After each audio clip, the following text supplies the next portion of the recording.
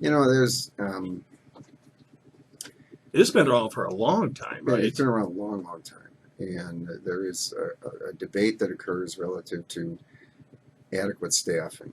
I mean, right now, most of the staff is dedicated to the city of Rochester.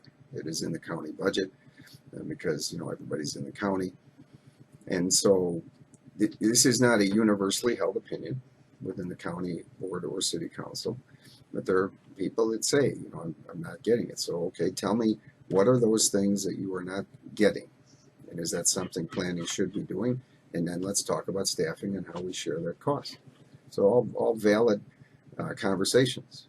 But yes, there are some people who get pretty excited, and I'm asking, okay, tell me exactly what Mitzi Baker's department is not accomplishing or that they're too far behind on. We know that the comprehensive plan has taken longer, but it's a big job.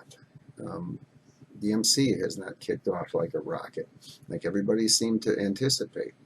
Which, when I talked to people when this thing first came around, I said this will take time. It takes time to get organized planning, get projects designed, engineered, and then you start to kick them off.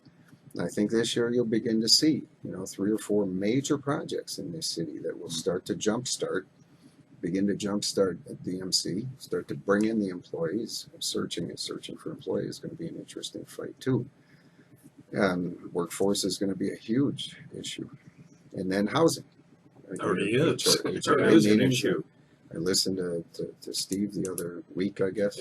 Yeah, earlier this week or last Great. Friday. And I see Steve very articulately done. And so we're engaged from the HRA with the foundation to say, and bottom line, people need a place to lay down at night.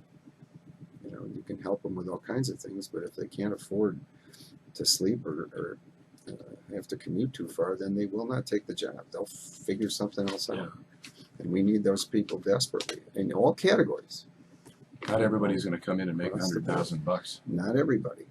Maybe us, maybe you guys, and but that's probably unlikely too. Slightly. Well, just getting back briefly to that planning issue. Yep. I guess one of the arguments somebody made was it was years ago when the city decided to part ways with the county for its emergency management services. Yeah. And now they say maybe the time has come to Olmsted has its own planning in the city because the needs are different.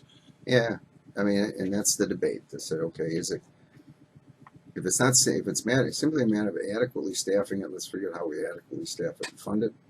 If you believe that there's really no overlap between these functions and you want to try to split it, I can tell you right now there is no appetite on the county board for splitting it, and I don't know what the appetite on the council, but I don't think there's a majority, of 4 votes on the council that says let's split this thing. So at this point, there's some emotion, pretty raw.